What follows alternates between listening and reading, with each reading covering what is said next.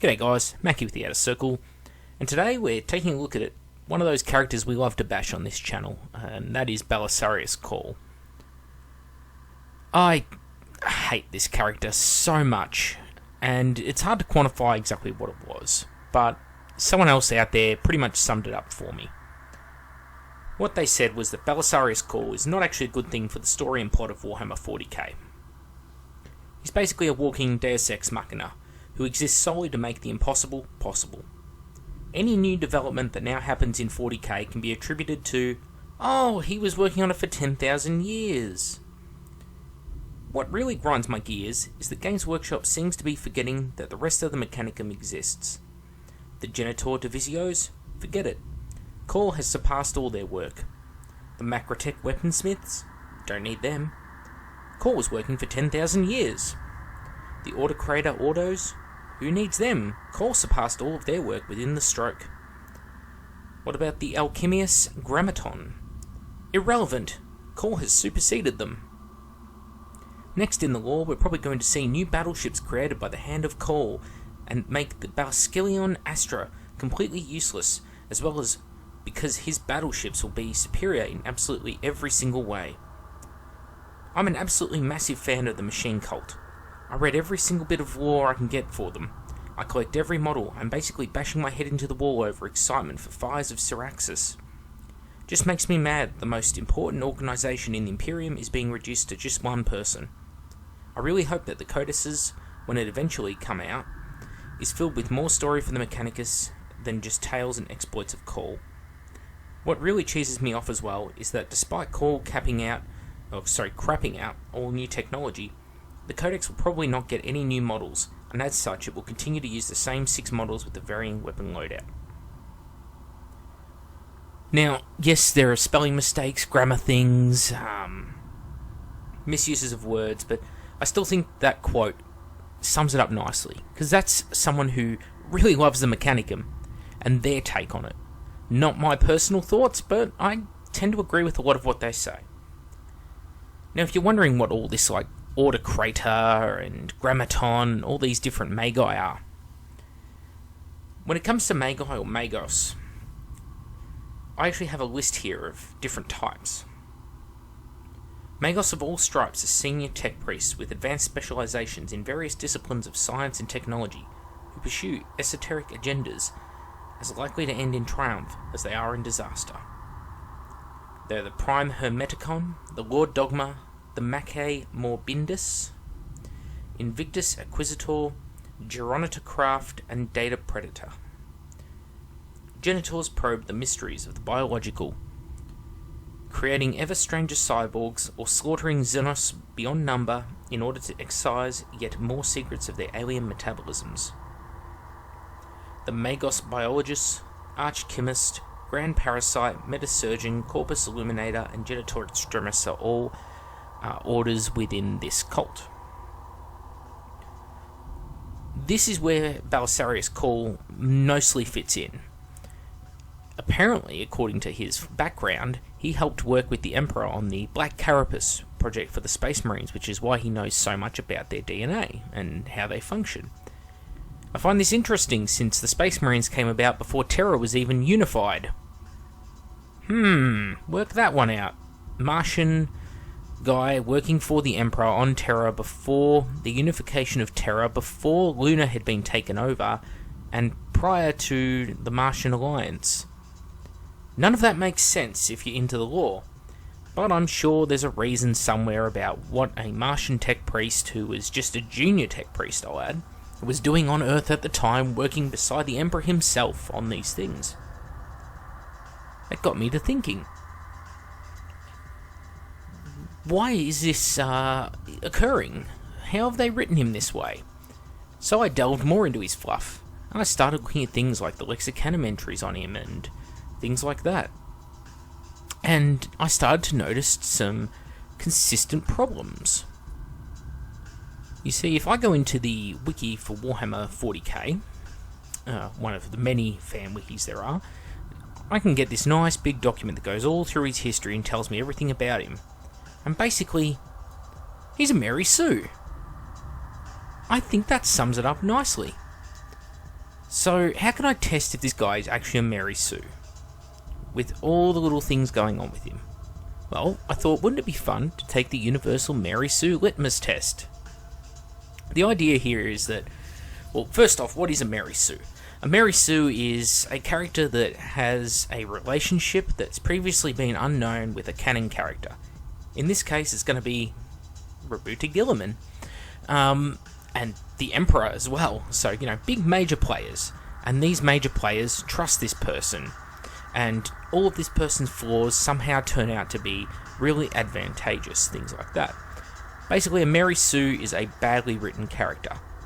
This doesn't mean that it's necessarily wrong to write the character this way, but it does mean that you're falling into tropes and failing at writing when you do so. So, let's together as a group of viewers and, me making the video, go through it. So what sections will apply? Well, we're going to do part 1, which is questions that pertain to all characters everywhere. We're not going to worry about original fiction characters because we haven't created it. It's not fan characters, and it's not an RPG character. Part 5 is questions that will subtract from the final score. So part 1 and part 5. Let's go. Does your character's name? Your name variation of your name nickname. So this area obviously applies to Belisarius Cawl. Hasn't been applied to the author that I know of. A name you plan on giving one of your children? No. Name taken deliberately from a character or another fandom that you like? Possibly.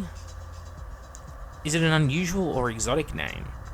Ooh, yes it is. Belisarius is a famous Byzantine general, and not exactly a name that pops up often in history. Is your character's name not merely unusual, but very unusual for your character's place and situation?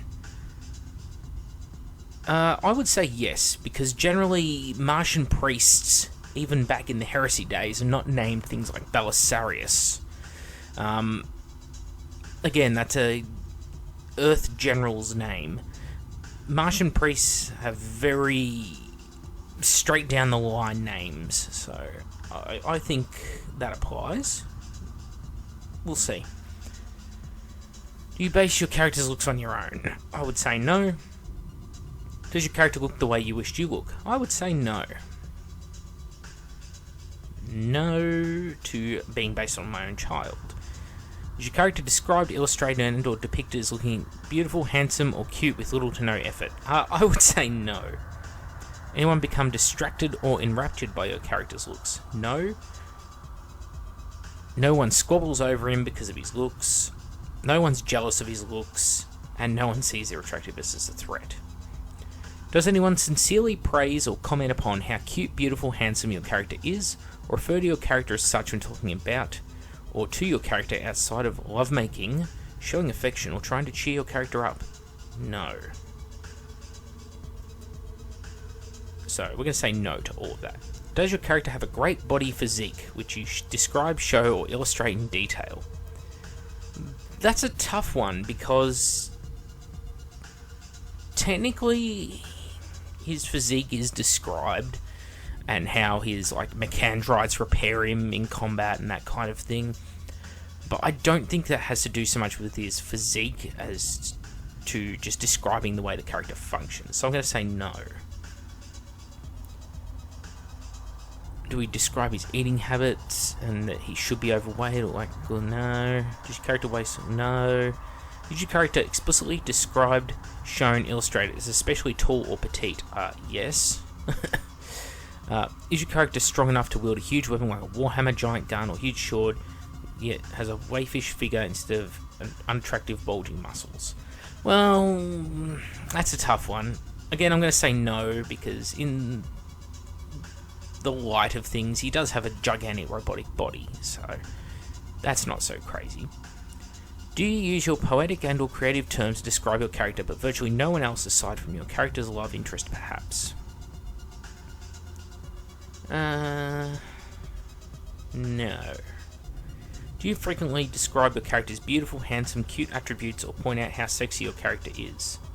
No. Conversely, do you go to great lengths describing how a character is not gorgeous? Yes. Does your character explicitly look like or strongly resemble an attractive real-life celebrity in story? No. Do other characters find your character extremely attractive and desirable? No. Does your character have any of the following? Natural eye coloration not normally found in species. We don't know. Eyes with other unusual qualities. Fuck yes, he has robot eyes. Natural hair color not normally found. I don't think mechandrites count as hair. So, that's strange. Unusual feature of any other kind. One box for each.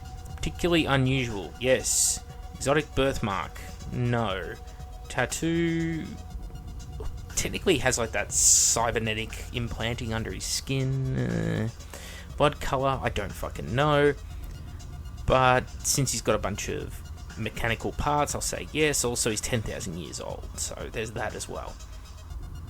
Does your character have a particularly attractive or pleasant scent that doesn't come from perfume, cologne, or shampoo? I'm going to go with no.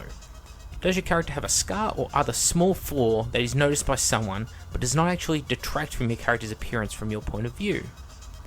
That's a tough one. I think a lot of people would notice that he's a 10,000-year-old robot man, but nobody finds that as a flaw. So I'm going to tick that as a yes. Has your character been in a lot of physical fights or battles and doesn't have any noticeable scars to show for it?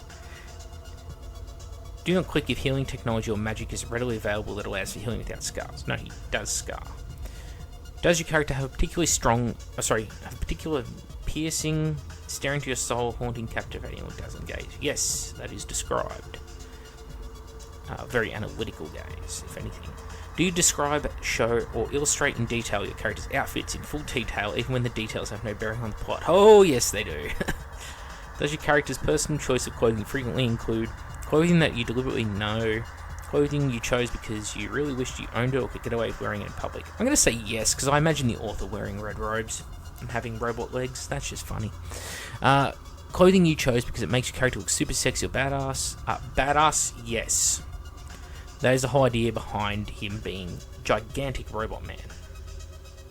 Clothing that is realistically impractical or improper or inappropriate for the character's situation but looks cool. Yes. Being a giant robotic man is going to have a lot of limitations on being a person, such as fitting through doorways and things like that, and stealth, quietness, all that kind of thing. I mean, the guy is like a fucking 14-foot tall human centipede. Is your character impervious to any of the normal limitations and or weaknesses of the human species? Yeah, he fucking is. He's 10,000 years old. He has a photographic memory, and even when he's mind wiped, he gets all his memories back. Does your character belong to an exotic or unusual race or species with powers, abilities beyond human? Or whatever the normal... Yeah, yes. Is your character a crossbreed hybrid of any type? Hybrid? Yes. Cyborg. In a universe where hybrids of this type are virtually unheard of, or completely unprecedented? No. Hybrid of more than two species. Well, he's meant to have Necron and Eldar stuff in there as well, but let's not include that. Does he possess strengths of both or all species but none of the weaknesses? Yes, actually. His humanoid parts don't seem to let him down, his robot parts never seem to let him down. Does your character have all of the weaknesses but none of the strengths? No. Is your character part of something that has features that might be considered unattractive or unappealing by human standards, but the only features your character inherited do nothing to extract from his appearance or even enhance it? I'm going to say that, yeah. I think people, despite the fact that he's a 14-foot robot person, people think that's okay with him. If he's not a crossbreed, then is your character cross-cultural because it believes it makes your character more interesting or exotic? That would be fair to say in this case, because although he is a robot man, he doesn't follow the standard teachings of the robot men. Now, when I say robot man, of course, I mean a Magos who has cybernetic implants. He believes in, like, a different way of exploring things, utilising traded gene seed, a whole bunch of that sort of thing.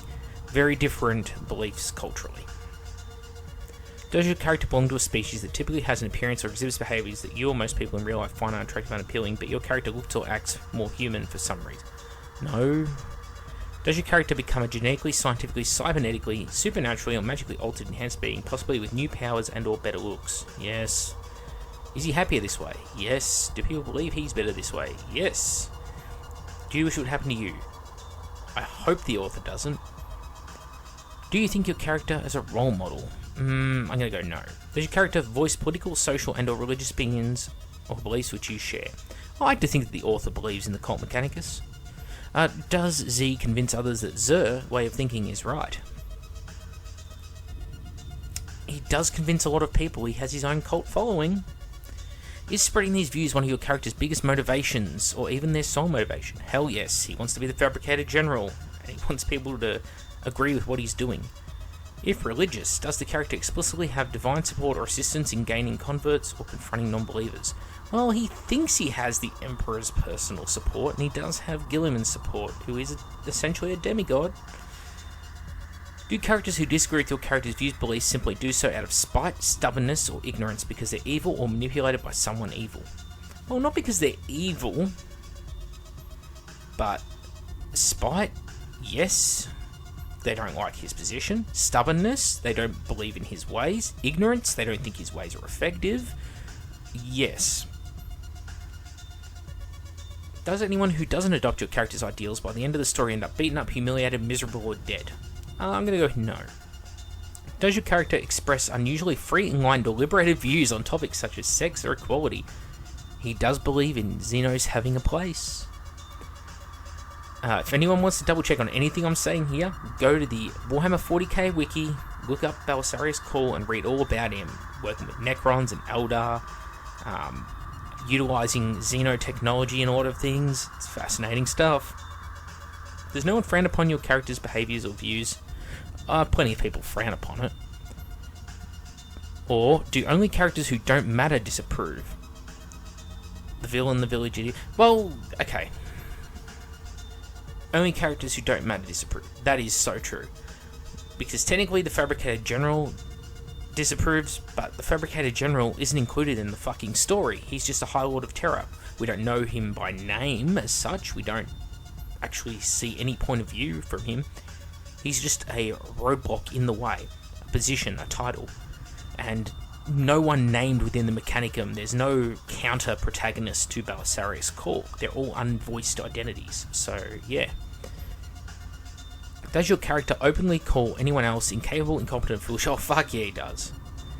But the character or characters referred to don't find your character's behaviour insulting, hurtful, rude, belittling, condescending, or insubordinate and behave accordingly. No, people find him insulting.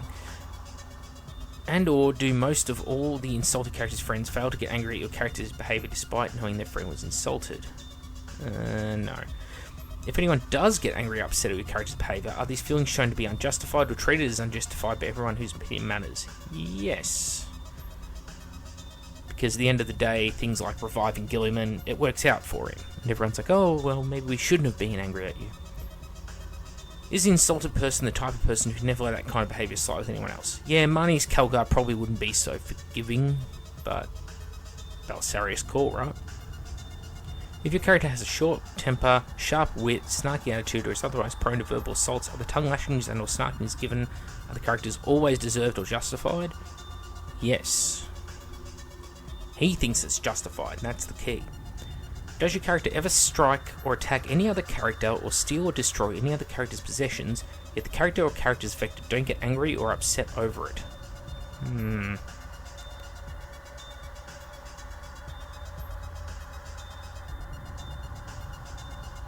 I think he's okay. Yeah, I think that's a no. It's a tough one, because he's got a lot of stolen shit. Do most of the character's friends fail to get angry or upset despite knowing your character did? Does anyone victim? No, I'm going to say no to all of those. Is your character easily provoked to violence, but only gets into fights with characters who truly deserve the beating they get?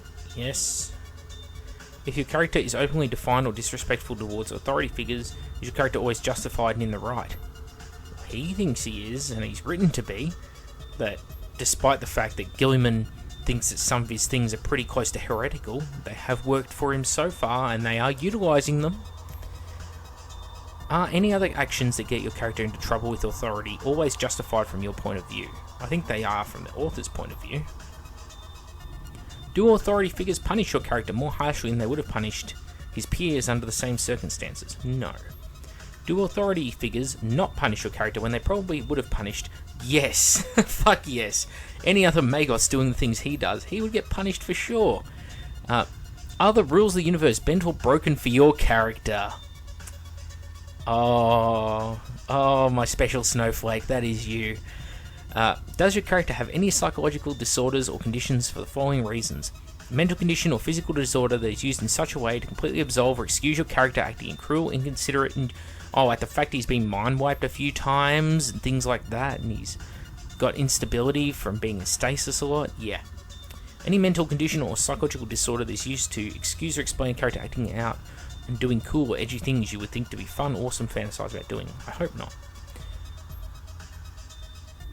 Is your character mainly driven by completely justified revenge? No. Was your character an important or famous person in a past life? What do you define as a past life? I'm going to say no, just because that's too open-ended. Are animals instinctively attracted to your character? No. How many animal companions does your character keep? Or any pet, ordinary non-magical pets, or any pet considered ordinary within the canon, such as... No, he doesn't keep any ordinary creatures. Does your character habitually share profound wisdom and knowledge? Yes. Does your character always have money to spend on extravagant frivolities, or whatever Z really wants or needs at the time? Yeah, he always has the resources he needs to do shit. For no apparent reason. Your character never works or given any clue to any source of income. Well... He's given all the stuff he needs to complete his work. However, what he did while Gilliman was gone and where he mustered his resources, I don't know, so that's a tick. Does anyone quickly and readily bestow gifts, goodies, and luxuries upon your character that aren't mandated by local norms of etiquette, or if they are mandated by local forms of etiquette, are much nicer or more extravagant than considered necessary? We're going to go with no's here. Is your character gifted with some kind of high quality and or high powered item that is given to your character? No, because we don't know where he got a lot of his war gear. He just has it. Alright, did you choose your character's occupational hobbies because you think they sound neat, glamorous, prestigious, or exciting? I would like to think exciting. Does your character share your favourite types of movies, music, clothes? No. Even though a character belongs to a different race species that has its own culture or entertainment already, or normally doesn't care for that sort of thing at all? No. Is your character some sort of genius or prodigy, and or unusually accomplished for their age, time period, place, occupational, social status? Fuck yes. In something that is extremely desirable and or useful in the story's universe? Yes. In something that is extremely difficult for virtually anyone to achieve? Yes, he created supermarines that the fucking Emperor could not. Is your character unusually accomplished or gifted in more than one area? Yeah, he created their weapons, their bodies, their armor, their vehicles, the fucking works. Does your character pick up new skills and or gain ranks unusually fast during the course of the story? New skills, like how he learned all about those Necron pylons? Fuck yes. To the point where Z learns skills that usually take years to master in a matter of months or less. I'm going to say yes, since he's the only person who's been... I mean, granted he had Trays and the Infinite teach him, but still. Is your character simply the best among or their peer group? Yes. The best among their peer group. The most powerful superhero on a team of superheroes. The only person he's not better than is Gilliman. So that's a tick for everyone. I'm going to leave a blank one because he's not better than Gilliman. And that's debatable. In some areas he probably is. Is he famous or renowned for any of these? Yes. He created the Primaris Marines. He's renowned for that. Are other characters extremely impressed or astonished at characters' skills or virtues? Fuck yes they are. Do they impress even the most cynical, jaded, exacting, or experienced? Yes, they do. They actually impress Gilliman. Does characters modestly dismiss or deflect well-earned compliments? Yes. Barbie doll syndrome. giving the character the main title for every pot that comes their way. No matter how irrelevant their titles are to each other, giving them multiple professions titles that have nothing to do with each other. Princess Barbie has a medical degree. When she isn't saving human lives, she's cooking top-class dinners at her favourite restaurant, helping host... Oh, Jesus. Yeah, okay, that's him. Does your character have an exceptionally good sing voice? No. Does your character have any sort of power or ability that is unprecedented or unheard of among people this character usually associates with? Like the fact he created a fucking AI? Does your character... and the fact he's 10,000 years old would also be a thing that nobody else seems to have. Does your character have no enemies or opponents with any real ability to generally match rival... Yes, that's true. Does your character have the ability to save others from mortal injury and or death? Like Roberta Gilliman? Does your character have special abilities that allow them to read almost anyone's thoughts or memories instantly with ease, with few to no limitations or chance of backfiring?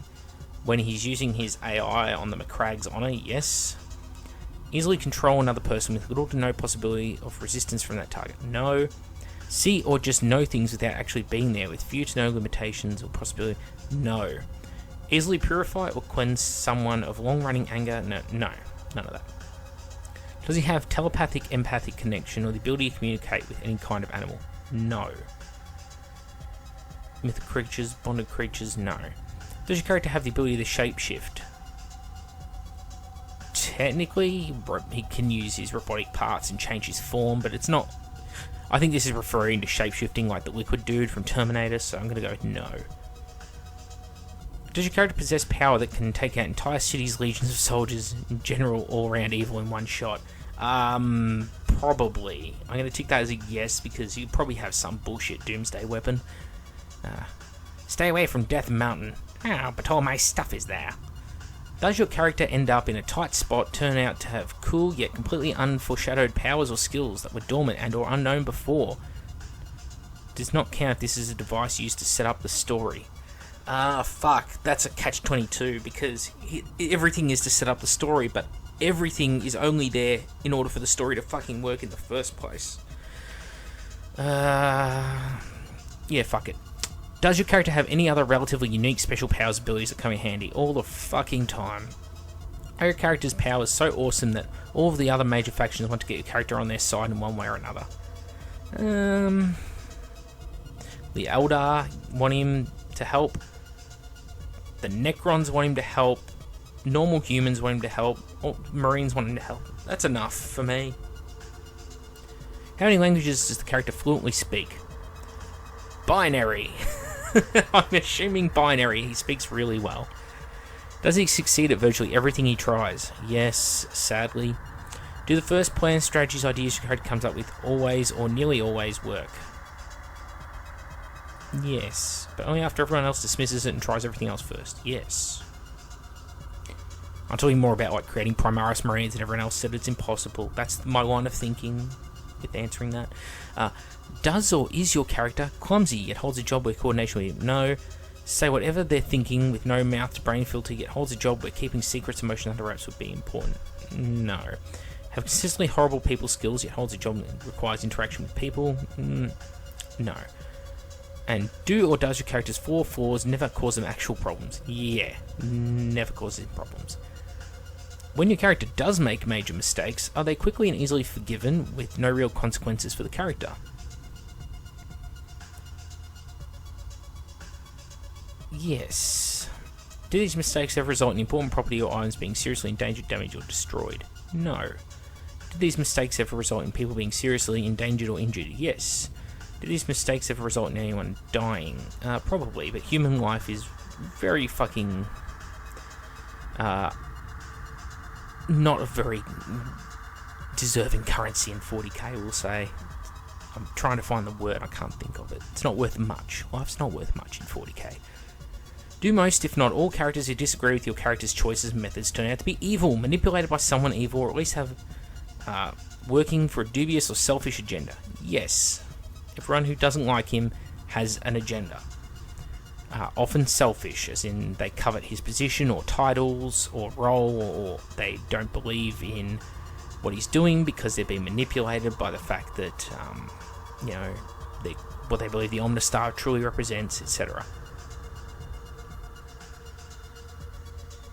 Does your character ever single-handedly take out more armed forces than you can count on one hand using their awesome kick-ass skills? Fuck yes, all the time. Is anyone envious of your character's talents or abilities? Probably, but I'm not going to tick it. Because they've been in the ring again, probably not going to tick it. Does your character alone use a weapon that is famous or legendary before the character acquires it? No. It's given some kind of spirit magical being? Yes. Is magical or has some sort of unique properties? Yes. Is unusually ornate? Yes. Is from a different culture or country than your character, and it's not because your character is away from home and has access to nothing else. Let's go to his war gear.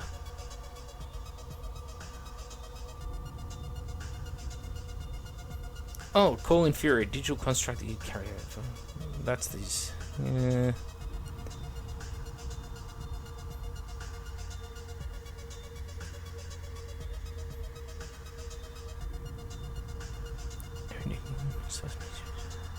I say yes. How often do you... how often do you... That's not very often. Does your character use a bladed weapon in a relatively modern setting for no logical reason? Yes. Does your character just always happen to have on hand whatever tools, gadgets, or weapons need to get them out of most... Yes. Does your... yeah, okay. That's probably due to his cybernetic nature, being Robot Man, but still. Does your character possess a one-of-a-kind trinket or piece of jewellery that is magical and or has some special significance? Like Gilliman's armour and the Emperor's sword? Does your trinket protect your character from some weakness? No. Character's parents, guardians, overseers. His overseers. Are they unfairly restrictive or unnecessarily harsh? Gilliman restricts him from using traded gene seed and a lot of other things. It keeps a very close eye on him. Does this fact have little to no impact on the main plot of your character's behaviour? It simply serves to give your character something to complain or angst about. Yes, because it doesn't affect him that he hasn't been able to use traded gene seed, realistically. Your character's parents, guardians, overseers let him do what he wants, but never really get in the way or ask too many questions. Yes. Are they practically perfect parents who are always perfectly supportive, understanding, or have never done anything unfair to the child out of selfishness or short-sighted? Too hard to answer. If they did ever do anything selfish, short-sighted, did at any point come to see if the child's way with little to no internal conflict beforehand or afterwards? Yeah. Because although Gilliman's keep an eye on him, he's pretty alright with what he's done. Is your character nobility, royalty, or an equivalent high status, like Archmagos? In any type of story, if your character is the main character, does the character discover that... No. I mean, he wants to be next in line for Fabricated General, but it ain't going to happen anytime soon. Is your character undeservedly despised or outcast by most people? Yes. Because your character is unusually talented? Yes.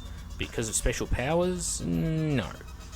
Does something happen during the course of the story that makes majority of characters genuinely sorry for mistreating your character? No.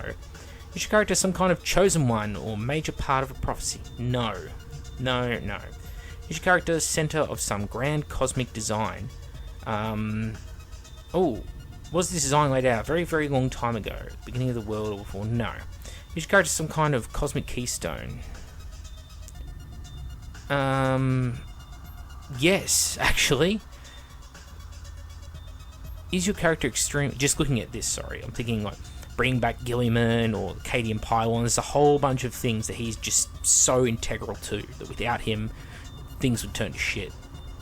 Is your character extremely popular or positively renowned when where he comes from or frequents? Well, we'd never heard of him until he suddenly popped up a few months ago, so no. Does your character consider talent, special abilities, or goods to be a curse? I don't think so. Does your character manage to form a bond with a villain, and through this bond cause the villain to reform? Trazen the Infinite? Don't know that he's reformed, but they're definitely on good terms. Does the villain revert back to his old ways, but retain some bit of goofiness caused by character? No, I don't see any selfless act, but the first part, the villain reverting to his old ways, does apply. So, it definitely works. Concerning your character's friends and acquaintances, is your character liked by nearly everyone? No. When a character makes new friends, he doesn't have friends. Do most of your character's friends, buddies, league? It doesn't have friends. Are most of your character's friends? Doesn't have friends. When your character makes new friends, do they care about your character as much? It doesn't have friends. Let's just ignore all the friends questions. Same character is normally portrayed as being cold, callous, cruel to others. Treat your character with warmth and kindness. No. Do characters who criticise or don't like your character from the start like you by the end, or at least have grudging respect? Yes. Does anyone who criticises or doesn't like your character end up getting beaten up, humiliated, miserable, or dead? Everyone gets beaten up, but that's the whole plot of that book. I'm going to go no. Are most, if not all, characters who don't like your character merely mean, shallow, spiteful, judgmental, or jealous? Yes. Do other characters often quickly and readily put their own responsibilities, dreams, and lives on hold in order to help out your character, and/or quickly, readily engage in legal or risky? Yes. That whole, webway thing to get to Gilliman, yeah. Even when they are innocent people who would or could be hurt by other characters' selfish actions? Yes. Is anyone who doesn't do this treated or shown as being unfairly shelf? Yes. Does anyone want to adopt your character or wish you can know?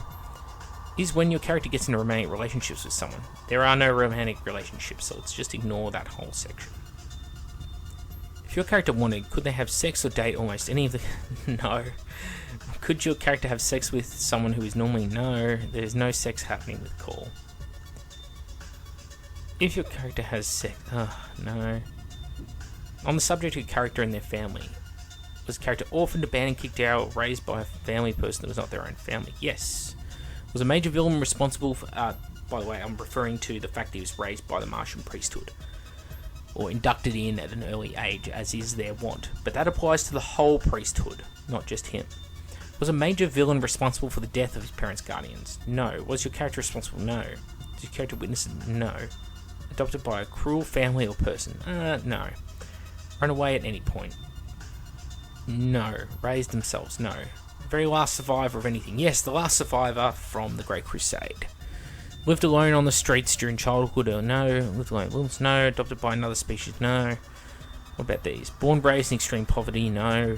Born forced to slavery? No. Unwillingly used as a test subject or forced? No.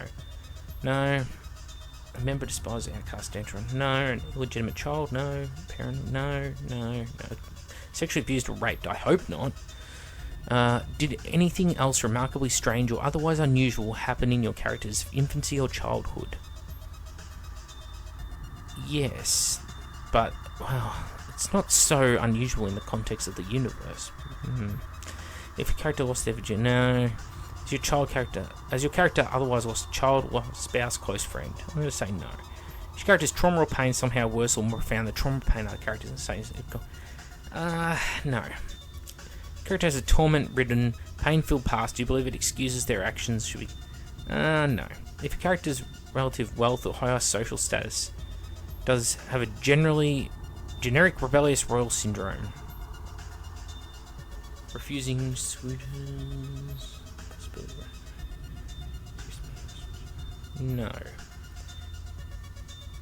Does your character angst about something that they did in the past? Yes. Definitely no. No. No. The character has to prove himself, completely own everyone else, making them like buffoons in the process. Yes. If your character was a villain, do they reform by the end? No. Does it reform the act? No. Does anyone... No. Does a major villain have a personal fixation, obsession with your character? A lot of people want to know more about him. I don't know that Trazen counts as a major villain, Trazen the Infinite. I'm going to say no. And to all of those sort of things, I think. For no apparent reason, no. Something doing no. Is your character ever spared by an otherwise ruthless villain? Yes, Trazen the Infinite. Because the villain is a attractive character? No. And or otherwise selfish villain, protect or grant asylum?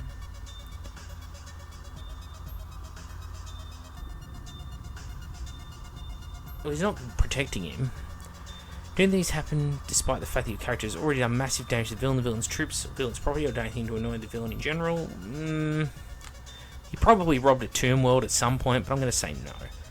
Does a villain or assassin who is otherwise perfectly competent at killing or neutralizing people try to take on your character but fails with no? No. Does your character play a major or pivotal role in saving a world, race, or group to which they not belong in the beginning of the story? Yes, Cadia, but they still failed in the end, so... Oh, tough one. Did your character start out on the side of a group or faction at odds with the group that he saves? Yes. Does he become one of the leaders? He does become a leader of the Celestine Crusade, so yes. Have you ever wished you could date, marry, or even be your character? I don't think I want to date Belisarius Cawl. I hope the author doesn't. Do you feel insulted, attacked, or offensive when someone does not like your characters? That'd be most authors. So I'm going to give that to you. If people don't like your character, do you believe it's just because they don't get there, or they're jealous of your character? Yeah. Do you feel this test insulted or attacked your character so far? Yeah. Authors are pretty feisty when it comes to their own characters. So now we're going to go down to part 5 and try and take some points off. Alright. Do you ever poke fun at your character's faults, weaknesses, and or use them as plot devices or gags? No. Has your character ever been honestly selfish, petty, shallow, lazy, or pointlessly cruel?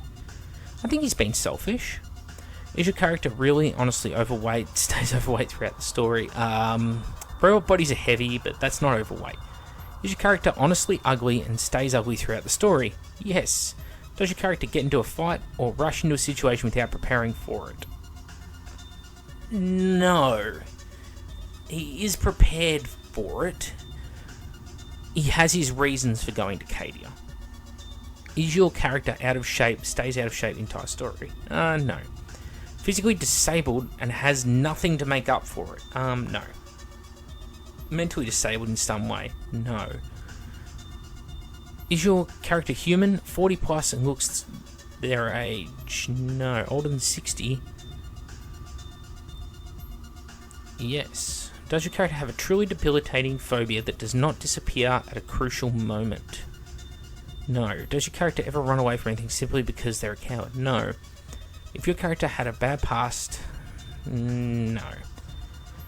Does your character lack education in something that's considered basic knowledge? Fuck no, he knows everything. Has your character ever faced a problem with no way of overcoming and had to rely on others for help? Yes. Did Z give up without trying? No. Did he give up after failing? I would say yes. He had to be rescued by the Eldar, did lose his Factorum ship, so that's a thing. Eventually found a way of overcoming the problem that initially seemed hopeless, was extremely difficult, and or took a really long time, like reviving Gilliman, creating the Primaris Marines, creating all their new war gear, the Ultima founding. Was extremely difficult, took a really long time. Well, we're told it took a really long time. I mean, personally, I think that's a crock of shit, but I'm going to give him a negative point. Does your character ever seriously question the morality of their actions? Fuck no. Does your character suffer post-traumatic stress disorder? No. Ever manipulated or used an unwitting pawn by someone without the age of magical chemical? Yes. Trazen does kind of use him as a pawn, means to an end. Has your character ever misjudged someone else, discovered they were wrong about that person, and didn't become a lover? Yes. Does your character ever admit to being wrong? I don't think he does. Has your character ever ignored wrongdoings against themselves or others because they didn't want to get into trouble? Not to my knowledge. Does your character act in odd or awkward ways that other people find strange or confusing rather than endearing? These people aren't called or betrayed as foolish, stupid because of it. No. If your character is all or partially non-human, do they react in very non-human ways or in ways more appropriate to their species and are not meant to be perceived as cute and endearing by the audience? Yes. When he is a down-the-line robot man, it was not meant to be taken as a good thing. If your character is a vampire, he's not a vampire. Character is royal or in any other position of responsibility and power. Is your character's position so to involve real, meaningful, and difficult responsibilities, decisions over which he struggles that will be genuine consequences if your character doesn't deal with them? No. Everything just seems to work out for him. Do you view your characters more like tools than friends, children? I can't speak for the author there. Do you spend days, if not months, carefully and thoughtfully researching any of the following so you could try to write them as realistically and sensitive as possible? To people reading blogs, medical sites. Type of abuse your character? No. Long-term effects, traumatic experience? No. Type of psychological disorder? No. Any of the hardship your character has faced? No. Do you take care that your character's personal hardships and traumas aren't presented as uniquely more horrible or worthy of pity than absolutely anyone else's? No. The total score is 201. 201, let's see. Oh, yeah, that's like 4 times the fucking worst case scenario. Your character is almost certainly a Mary Sue, and a bad one at that. On the odd chance that Z isn't, it's most likely you didn't read the instructions properly. Well, some people don't do this, which causes frequently high scores. In the latter case, read the instructions and take the test again. You would have to wipe out so many of my answers, and I was pretty fucking generous. I only filled out section 1. I didn't fill out like sections 2, 3, and 4, and I gave him negative points in 5. I think I was pretty fucking unbiased. Like, again, even if I was biased, you could take away 3/4 of the ticks I gave him, and you would still get a maximum score. That is fucking insanely Mary Sue. It is terribly written.